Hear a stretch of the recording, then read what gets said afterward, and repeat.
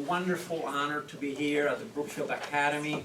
You're really doing God's work, which is to educate young people. And a special greeting to Kirsten Dunlop. I have been very, very blessed to enjoy the friendship of the Dunlops. In fact, I have known Jim Dunlop for over 40 years. He was one of my first students at Georgetown. Back when I started teaching at Georgetown when I was 14 years old. And, Jim was one of my first students. So we've had this wonderful friendship now for 4 decades. You know, time really flies. So anyway, it's a great delight to be with you this morning. And Linda asked me if I would talk with you about education and educating young people into personal goodness and civic virtue. Okay, so today, this morning, we're not going to talk about how to achieve great scores in the SATs, how to succeed in life and in your career. We're going to talk about character. We're going to talk about shaping young lives to grow up so that they become good. Okay? Not just successful, but good. And not just good people, but also good citizens. Because we're part of a very large country, 337 million people. Okay? We're the largest democracy in the world. Okay? And the best functioning of them. Okay? The only larger countries than we are China and India. And so it's very, very difficult to have a country this large work well. Historically, it's an anomaly. It's not supposed to happen. It's never happened before. Okay? And for it to happen and to continue happening, we're going to have a lot of good citizens. Okay? And citizenship rests on the cultivation of certain habits. It's not a matter of the head, okay? It's not a matter of the head. It's a matter of this thing called character, okay? And I'm 69 years old, and I'm still trying to figure out exactly what character means in my own life, okay? And I fall short of all kinds of things all the time, so I'm still trying to figure it out. But it's important, okay, to think about character, okay, not being a matter of just the head, okay? It's a matter of habit. So let's get into it, okay? So let's talk about it, and I want you to feel free to interrupt me anytime, okay? I lecture too much at the law school, so just interrupt me. We don't have to wait till the Q&A, okay, for you to do that, please, okay? All right, so intellectual brilliance is not enough, okay? This is one of the endless themes of history of humanity. Dr. Faust, you know, the great story about this man who was deeply learned, very successful, but very unhappy. And of course makes a pact with the devil to be able to enjoy all of life's pleasures, to have all the knowledge in the world. Okay, and then at a certain appointed time, of course, the devil can take him. The sophisticated authors of the Nazi war machine, a lot of them were very, very smart people. Had gone to top universities. Smart they were, okay? More recent times, you know, a couple of years ago, you know, Sam Bankman-Fried and his buddy Caroline Ellison pulled off the most spectacular fraud, financial fraud in American history, amounting to dozens and dozens of billions of dollars, okay? Close to $100 billion, okay? You look at their backgrounds, in both cases, their parents on both sides were university professors from MIT and from Stanford. They were raised by incredibly smart parents, both of them, Caroline and Sam, incredibly smart, okay? And they were dedicated to this concept called effective altruism. We're going to get really rich so that we can do good, okay? And somehow the getting rich part, of course, took over. They're doing good, yeah, we're going to give large contributions to the Democratic Party and various politicians that we like. That's how we're going to do good. In the end, of course, they wound up committing massive fraud. This is the problem of the amoral geniuses, okay? All right, so we don't want our kids to go in this direction, okay? And these types, whether it's, you know, Dr. Faust or the Nazis or Sam and Caroline, they contribute to a lot of social and civic chaos as well as decay, okay? So we don't want to go there. All right, how do we cultivate goodness and civic virtue? So, obviously we know that religious faith can be a powerful foundation and traditionally has been the way in which we build young people's character, okay? But this is a problem in America today in the sense that, you know, we are now a very pluralistic society, okay? Which also has its strengths, and we see that in this school, okay? This is a pluralistic school in which you have multiple faith traditions. So how do you cultivate goodness and also civic virtue when you don't have one religious tradition that you can draw from, okay? We need persons with a basic level of personal goodness, okay? That enables them to be helpful to their fellow human beings. So that's the beginning, okay? We want our young people to be good, okay? To be good. But as I say, in order for society to function, it's not enough to have a lot of good people, okay? Because particularly in our society, which is very individualistic, you have a tendency often for very good people to just withdraw into their own pursuits, okay? And then they leave the big issues of politics, of civic life, to other people. And in that vacuum, you have the amoral geniuses stepping in, okay? So we don't want to leave society, we don't want to leave the civic space, our common space, to the amoral geniuses. So you need the good people to step into it, and that's why you also need foundation for civic virtue, okay? The capacity to be good citizens, members of the same civic political order to which we belong, regardless of our political differences and our faith differences, okay? So I'm going to draw very heavily this morning on Aristotle just as a viewpoint, okay? Because the ancients wrestled with many of these same issues, okay? And Aristotle's ethics provides a very good starting point. I could have chosen different other thinkers, but you know, this is just one talk. And I think he gives us things to think about, particularly things that are countercultural, things that you're not going to hear a lot about, okay, necessarily, or see in social media, okay? So he says, we want to develop good people, but again, good people are not enough to maintain a working, successful society. Again, especially if they lead isolated lives. We need good citizens, but the two complement one another, okay? And at the end of his ethics, Aristotle basically says, you really, ultimately, to be a good citizen, you also have to be a good person, okay? In the whole sense of the word, okay? All right, so what is character? Okay? So what is character? So we're talking about character. We're not talking about the head. Okay? So character has to do with how we act. Okay? How we act. How we conduct ourselves. As opposed to how we think. Okay? Now obviously, thinking is extremely important. Don't get me wrong. Okay? And you know, we don't want to have all kinds of mistaken thinking. A lot of our problems, in fact, in our society today have to do with what I call bad ideas. Okay? People go off in various directions, enamored of ideas that are fundamentally wrong. Okay? So that's a problem.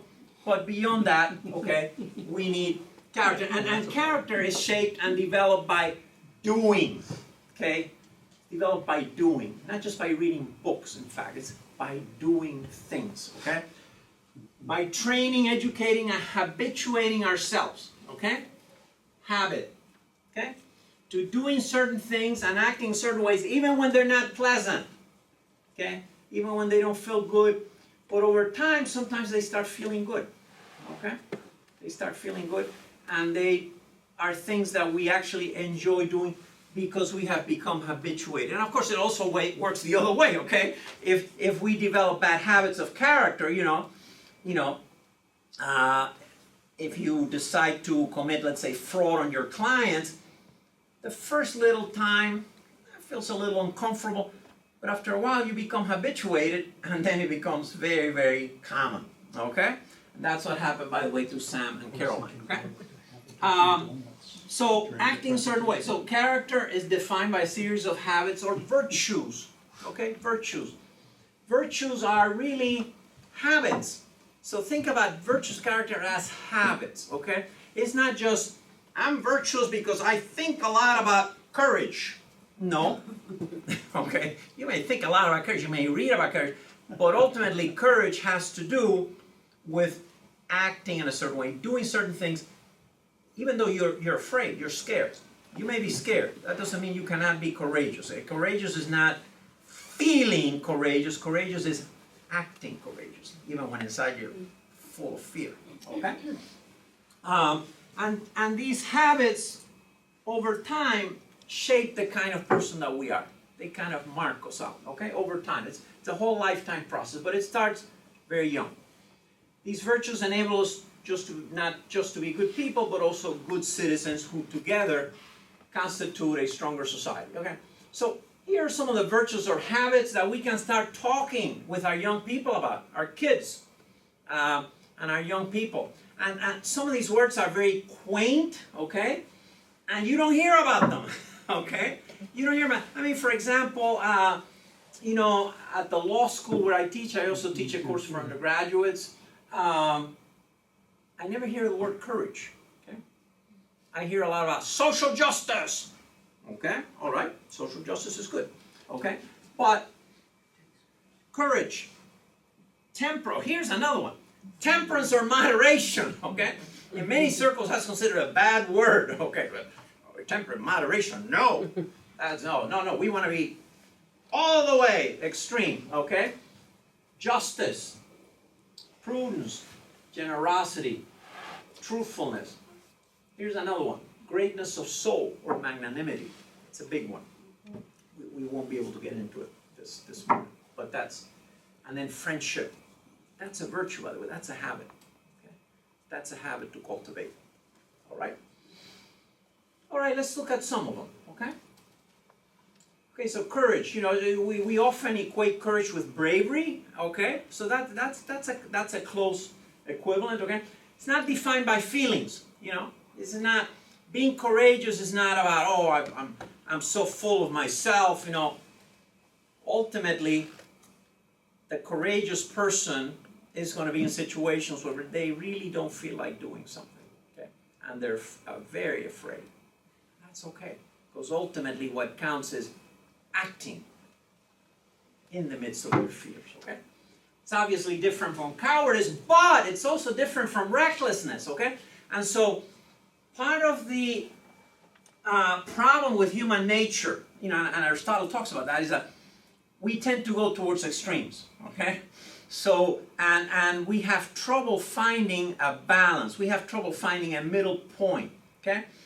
And he says actually a lot of the virtues have to do with finding that middle point, finding a balance, okay? So he says, for example, you look at generosity, okay? So we admire people who are generous, but you could see how you could either, one extreme is stinginess, right? Very stingy, you don't want to do anything for anybody. But the other one is, you're a spendthrift, okay? You just give everything away, and you do everything. You want to do everything for everybody, but in the end, you know, you wind up not being effective, okay? So, recklessness and courage are not the same, okay? And yes, sir? So in finding this mean, recklessness is the extreme. Mm-hmm. Where does one find that prudent spot of shying away from doing something and being reckless? Where does one make that decision of courageousness? So there are no formulas. And that's the other thing. That's the other thing. It's important for our children, our young people to understand that it's a matter of something that you develop, you know, and over time, you know, you develop a feel for it, and you develop habits, okay, and you recognize it. So it's a matter of good judgment. You know, good judgment. How do you define good judgment? That's the point. Okay, that's the point. Okay, and you kind of. And that's true of all, you know, of all these virtues, all these habits, because we tend to sometimes equate recklessness with courage, and we say, no, I mean, so The reckless person actually winds up not being very effective, okay? So, if you're in combat, you need to be courageous, but if you're reckless, it will not do you or your fellow soldiers any good, okay? So it's a sense that you develop over time, okay? And it has to do with good judgment. And it has to do fundamentally with self-control. Okay? And that's kind of one of the overarching ideas here. Self-control, because we're going to have sometimes people who tend towards courage, they're going to have to control themselves to keep themselves from becoming reckless. So that makes prudence a pretty important virtue. Yes, and we'll get to that in a minute, exactly, okay? But this is self-control, and this is one of the key principles here, okay? Because as human beings, we are driven by our passions, our feelings. And often we tend to say, oh, passions are great, follow your passion, follow your feelings. Yes, but, okay? But, and that's where self-control comes in, okay? And, you know, I find myself at this point in my life, for example, thinking a lot about self-control because I'm constantly, as a professor, running into and working with students and fellow faculty who often nowadays will say the most stupid, unbelievably immature things. And I have to say to myself, okay, you have to smile with your students. My role to my students is to be a mentor, to encourage them. It's not to berate them. And with my colleagues, I don't want to make myself so ineffective that they'll just tune me out, okay? So it takes a lot, but that's true. Think also about social media. Think about all the people that get into tremendous amounts of trouble because they lack self-control. They always have to be spouting things and responding immediately to the first thought that comes into their head. They fire off a tweet or an X, you know, and then of course they often regret it.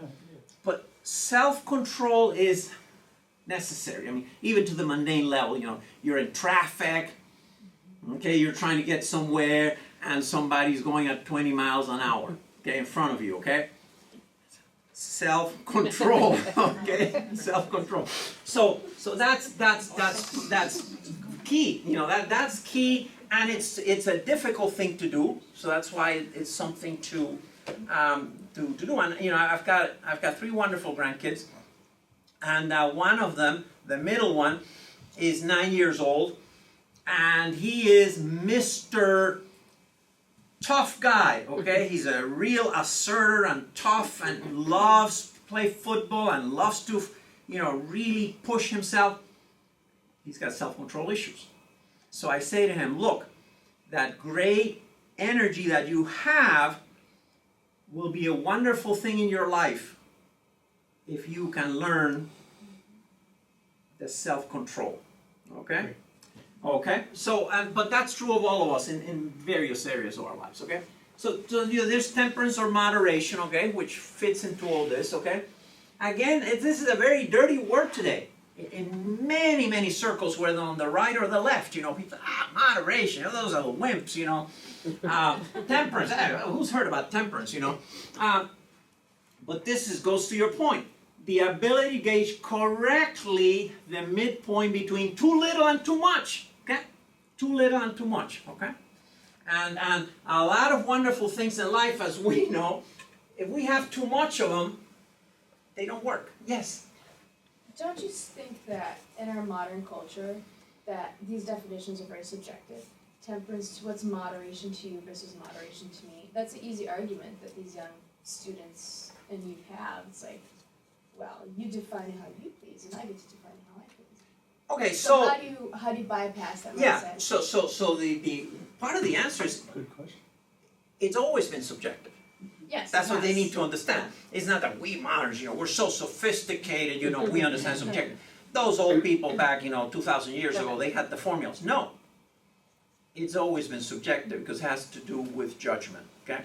So you would evaluate it in terms of different things. For example, the impact that your habits your conduct would have on others, you know.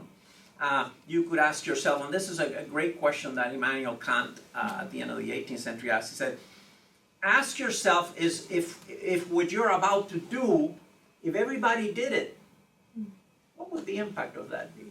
Okay? So things that a young person might say, well, you know, what's wrong with my doing this, you know, because it doesn't feel it matter to me. Okay, if everybody were to do that, where would we wind up? Okay? So obviously, yeah, it does require understanding that it's going to be a dialogue that we have with ourselves, but also with others, okay? And eventually, of course, that's where friendship comes in, because if we develop friendships with other people who are also, who love the good, okay, then we can encourage one another in certain ways and to live our lives in certain ways. But yeah, it's a great question, okay? Very, very important, okay? So yeah, so here we are, too little and too much. Again, no formulas here, okay? Developing a proper sense of balance, of the right proportions. Okay, so I just gave you a few examples of where this applies, okay? Our relationship to work. Obviously, yes, we all think, yeah, we want to be hardworking, right? But obviously there are things like being a workaholic, right? You are so invested in your work that you neglect your family, your own health, your society, okay? And of course the other extreme is laziness, okay? Our relationship to money. Think about that, okay? Too little, too much, okay? Do we love our money too much? Do we love our money too little in terms of being totally careless and poor administrators of it? Our relationship to pleasure, okay? Too little or too much? How much do we love pleasure? How much do we pursue it? Too little or too much? These two are very important too. Our relationship to ambition, okay? So ambition, whether in our personal careers or the desire for glory and renown, you know, as you know, political leaders have that, okay? Again, too little or too much, okay? We don't want people that have too much that it becomes very disruptive and then destructive, okay? Too little, of course, is going to be a problem. And then our pride and sense of self-worth in relation to others, okay? Too little or too much. So these are just areas where we always have to struggle, okay, with this. And again, temperance of marriage, it's a habit, okay? But the exact point at where you wind up, it's something that will depend on where you are and on the subject, okay? And the moment, okay? So, justice, okay? So here's the huge one. Again, we could spend the whole morning on justice. Aristotle calls it the most beautiful of the virtues. Calls it the most beautiful. Prudence for him is the most important one, okay? But justice is the most beautiful, okay? And when I read that the first time, it really started changing my mind. And I started realizing, you know, when I want to cut that line, into that long line, you know, at the airport, I'm claiming, you know, my flight is leaving in 30 minutes. I have 2 hours to kill. That's not beautiful. That's really cheap, and that's really ugly to do that. And it has to do with the fact that I'm not giving others their due, you see? Because the people that are in front of me, what is their due? Their due is not to have a jerk get in front of them, with a false excuse, obviously. Okay? But it goes both ways, okay? It's unjust to give to people more than is their due, okay? And you see that, of course, you know, sometimes in families that pamper their kids, okay? And basically keep bailing them out, okay? They're giving their kids more than is their due, okay? You want to love your kids, you want to support your kids, but at some point it becomes unjust. And it becomes unjust because it often comes at the expense of others, including the other kids in the family, okay? As an example, okay? So you don't want to give somebody more than their due, but also you don't want to give somebody less than their due, okay? And injustice is very dangerous, you know, in human relations. I mean, that's the key of a lot of problems you see in families. These destructive feuds often have to do with issues of injustice, you know. And also, of course, in politics, you know, when injustice is built up, you have a lot of bitterness, a lot of factionalism, you have revolutions, you have a lot of instability, okay? And Aristotle wrote about this 2,000 years ago, you know. People think that these things are new. No, these things were very well known back then, okay? So, you know, the extremes, okay, the sense of entitlement, okay? We have a lot of young people today with a sense of entitlement, you know. A classic, okay? You won't believe this. A week ago, I got an email from a student, okay? Professor Coll, next semester you're teaching your international law class at such and such a time. Could you please change the time and the day that you're teaching your class, because I want to take it and it doesn't fit with my schedule. Wow. Okay, wow. Right. She didn't think, by the way, about the fact that there were already 15 other students who had signed up, and they were going to have their schedule totally disrupted, okay? Sense of entitlement. This happens today, okay? This happens a lot, okay? Sense of entitlement, okay? And then, of course, sometimes, yeah, there are people who rightly feel that they did not get their portion, what was due to them, okay? So that's justice, okay? Prudence, Aristotle calls it the highest of all virtues, okay? Again, we could spend so much time talking about this one, but think of prudence as practical wisdom, not theoretical wisdom. He draws that distinction. He says, there's this thing called theoretical wisdom, okay? What's the good? What would be the best society? How can we have the best legal system, the best political system, the best economic system? But these are all theoretical, okay? The goals, okay? Practical wisdom says, okay, in the world as we know it, given the circumstances we have today, on this day, okay? This is a big day, by the way. November 22nd. Mhm. You know what happened today? Kennedy. John F. Kennedy was assassinated. And also for those of you who are fans of C.S. Lewis passed away. Okay, November 22nd. Yeah. Yep. What So, year? Lewis passed away the same year as Kennedy. Well, 1963. They died the same day. Yeah. So, but practical wisdom, okay? How do you achieve your goals as well as you can given the circumstances that you have? Okay? It's and you're gonna have to make compromises, you're gonna have to trim your sails, you're gonna have to give up some things, because your means, you have to balance your means with your ends, okay? Your means, how we get there, but our means are often limited, okay? And it calls for these habits, okay? Again, big words, and you're going to say, how do you define those? Well, no scientific formulas, but we need to get our young people to start thinking about these things. Calculation, yeah, you have to calculate. A lot of things in life are not about, I want this, we want this. Let's calculate. How do we get there? Okay? What will it take? And what do we have to give up if you want to get there? Maybe you don't want to pay such a high price. Okay? Can we have a net zero world in 2050? Yes, we can, but what are we going to have to pay to get there? And is that something that we really want to live with? So this is a perfect, whether you're very committed to, environmentalism or any other goals, okay? You have to keep in mind, okay, there are always constraints. Foresight. You always have to think ahead. You always have to think about what may happen, what the consequences of your actions may be, because there are always big consequences, okay?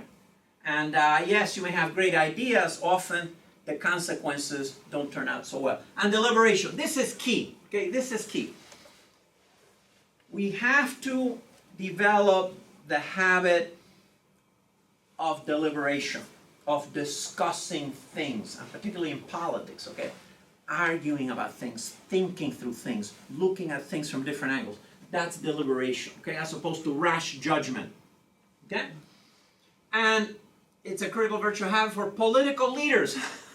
So at our personal level, of course, it's fundamental. We all need to cultivate prudence, practical wisdom.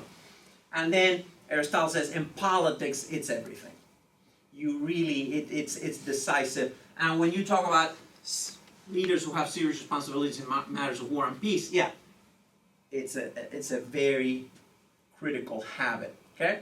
And again, calculation, foresight, and deliberation. Deliberation is missing a lot in our politics today. People rushing to judgment. People don't like to talk. They just like to have these great shots, okay? And that's not quite deliberation, okay? And then there's friendship. Friendship. Is friendship a virtue? We don't think of it that way, right?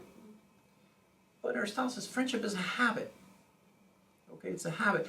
And I think about our young people today, so many of whom are so isolated, and they're so timid, and they're so anxious. And I see it in my law students. I mean, because I've been there, I've been teaching at the law school now for 19 years, okay? And I see it going. And I lead these study abroad programs. I take students to places like Buenos Aires and Madrid. I used to take them to China. And so I have access, the university gives me access to all their medications, their medical records in case there's an emergency, okay? And I just see, the anxiety medications that they're all on, okay? And then I've noticed also something. They're not as adventurous as they used to be. 10, 15 years ago, I would take a big group of students to Argentina. A third of them, half of them, during the break, we give them a New Year's break, they would go off to Patagonia, or they would go to the Iguazu waterfalls, or they would go to the wine country. They would branch off. Today, they stay in Buenos Aires. Okay? And they're very afraid. They're very timid, okay? And a lot of that has to do with their isolation. Okay? They become isolated. And they really don't understand what a true friendship is, okay? So it's a habit to be cultivated. And I think all of us, adults, they say, by the way, if you want to live a long life, okay, everybody tells you, exercise, eat well, exactly. But it's a third, get good sleep. And then there's another piece that's key. Friends, okay? Staying engaged with friends, having friends, okay? I've got a wonderful friend who's been a mentor to me. He's turning tomorrow 102. He's very mobile. His mind is very sharp. He lives in Vancouver. But one thing I know about, so number one, he's taken a siesta all his life. He's Scottish. He's one of those rare Scots. Scots don't take siestas, right? It's only for Spanish, Italians, so on, Cubans. He's taken a siesta all his life. Okay, so he says, it's my siesta, Alberto. It's my siesta, huh? He doesn't call it a siesta, though. He actually calls it a siesta, yeah. But the other thing is, friends, he's got friends. And let's face it, when you're 102, you don't have any friends in your generation left, right? So all his friends are people who are a lot younger, okay? But friendship is really, so it's good for your health, by the way, okay?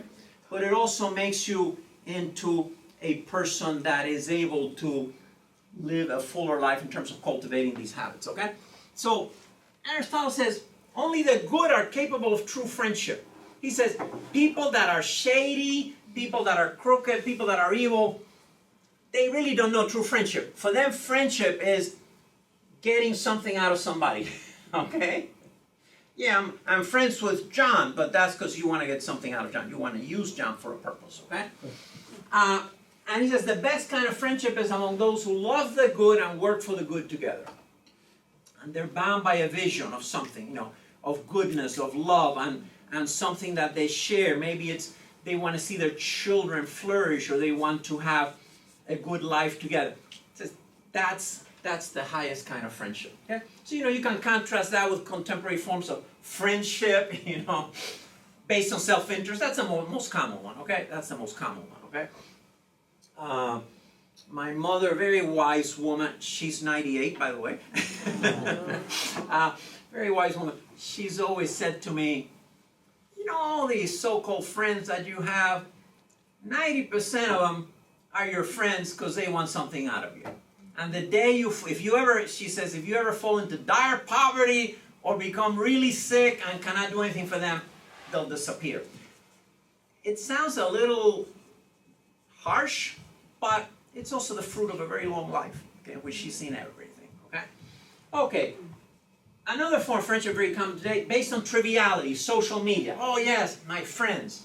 Okay, what do you have in common? We're going to see Wicked. And then there's the other kind of friendship that's very common, when you compete. You're competing with somebody else, and Aristotle says for the base things, okay? You're competing for status, you know, I'm the best looking, I'm the most successful, I'm the most powerful, okay? Things like that. He calls that the base things. Not that they're not important, but he says they're not as important as the other things we've been talking about. Okay, so how do we inculcate such habits, okay? All right, so you love this, you know, because at the end of the book, he goes back to this idea of goodness and of the noble, okay?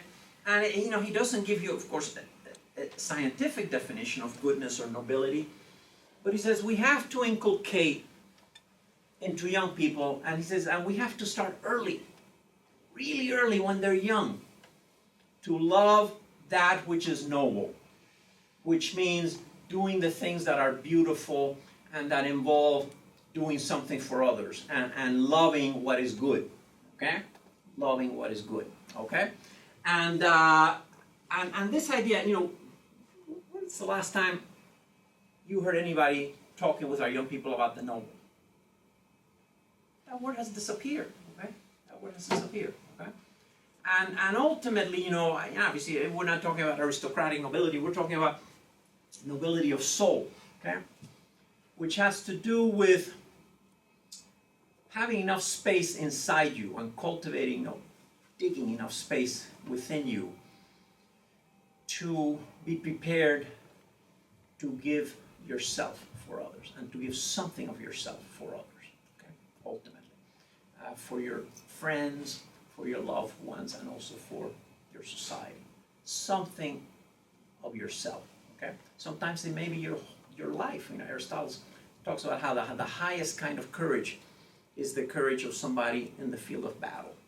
Something very foreign to our young people today. You know, 'cause they don't like to think about war, but he says that's the highest form. But you know, you can see it in our own lives. How, okay, maybe we won't be in combat, any of us in this room at some point, but you can think of ways in which we might be called to give something of ourselves inside for others. You know, and it could be that maybe you decide to take care of somebody who needs your help. And in the process of taking care of that person, you may be spending money that you would have rather spent taking a trip to Paris, okay? Or a great vacation in Northern Europe. But you say, well, that little piece of myself I'm going to give to this other person, okay? It could be something as simple as that, but again, it's the cultivation of that habit, that idea, okay? And so, how do we educate young people into the love of goodness and then obviously, so education starts young, it starts at home, it starts with the family, okay? The family has to be, the parents have to be involved, okay? Because it's a daily thing. And of course, the schools like this also can play a role, a key role, okay? Because you get them young and they spend quite a few hours a day with you, so you wind up playing a major role. Through music, yes. A lot of music out there is deadly, awful, okay? Horrible. Yeah, I mean, I see these, sometimes I'll go to the gym, and I'll see these young women, you know, thinking that it's cool to kind of sway to this horrible rap, the lyrics of which are all about guys raping and having sex with women against their will. Doesn't that click inside you? I mean, how can you do that? You know, but it's not good for the guys either to be hearing this. Okay, so I mean that's kind of one of the most explicit forms of, you know, music. Okay, some forms of music, literature, role models. So we need to use every moment that we can with our children, with our young people. Should be a teaching moment. I say look at how beautiful that life was. Look at what a beautiful act of courage that was. Look at what a beautiful act of service that was. Look at how wise this particular person made this choice. Literature gives us so many examples of that, and also, of course, gives us examples of what not to do, okay? Right now, I'm reading for the second time in my life. I first read it 40 years ago, and I've decided now to go back. The Brothers Karamazov, Dostoevsky's massive novel, okay? The four brothers, okay? And each of them, of course, is a model of different things, different virtues, okay? And you see it there, you know.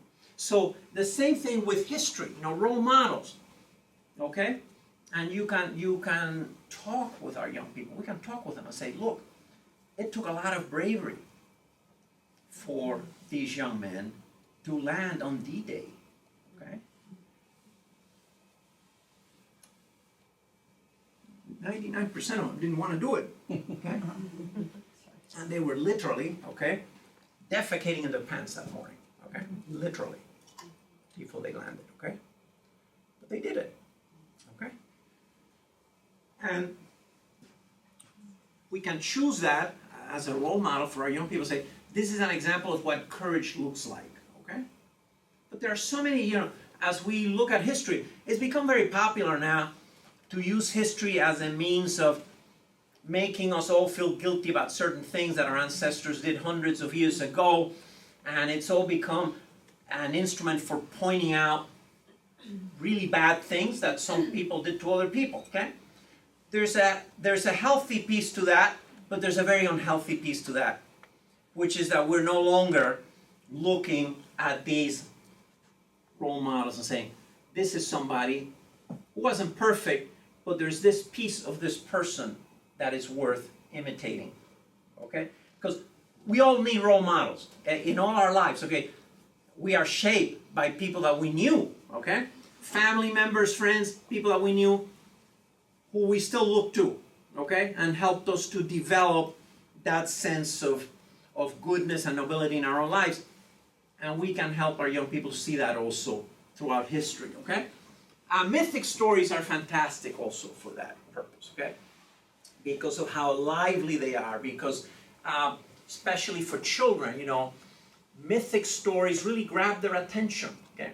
Well, there's the Lord of the Rings, Chronicles of Narnia. I mean, my son is just finishing reading to the two little boys these stories called Wing Feathers, okay? And you could see, I mean, the 9-year-old and the 6-year-old, okay? Oh, okay, they're looking at these role models. Courage in the midst of fear, okay? Doubts, but you move forward, okay? Nobility, okay? Mythic stories, okay? And then, of course, you know, daily practice in sports, okay? Sports are a good thing, okay? And we can encourage our young people to find whatever sport they excel or they love. But sports cultivate self-control is one of the things that sports does, okay? And sports breed into our young people the idea that it doesn't feel good, but I'm going to do it anyway. You know, yes, it doesn't feel good to get up so early in the morning, on a cold morning. You know, in college I had a wonderful roommate. We're still very, very close friends, and he was in the rowing team, and he was up at 5 in the morning for practice. This is in the middle of the winter, okay, from Lake Carnegie, New Jersey, okay. He'd go out there, okay, and he didn't want to do that, but he did it, okay. And so, but sports, whether it's rowing, whether it's, you know, any sport, is going to cultivate self-control, it's going to cultivate discipline, and it's going to cultivate some of these habits, you know, courage, of course, everyday human interactions, and of course, in engagement with the city, with one's community and country, okay, which ultimately is what we also have to do because we're part of it, and it's part of our life together. Okay? So one last note here. So, you know, timeless reminder, we need to develop more time, attention, character in our young people. What will help them to become good, okay, and noble, and not simply materially successful, because this is the track that, you know, our society has become so competitive, you know, and so ruthlessly competitive that it's the problem, okay? And then so we cultivate not only academic or athletic excellence per se, but also excellence of character. Because excellence of character is what actually completes and fulfills academic and athletic excellence, okay? Without excellence of character, your academic excellence, your athletic excellence, ultimately will fall short, okay, of helping you develop as a full human being. So these are some thoughts, and please jump in with any questions, any challenges, any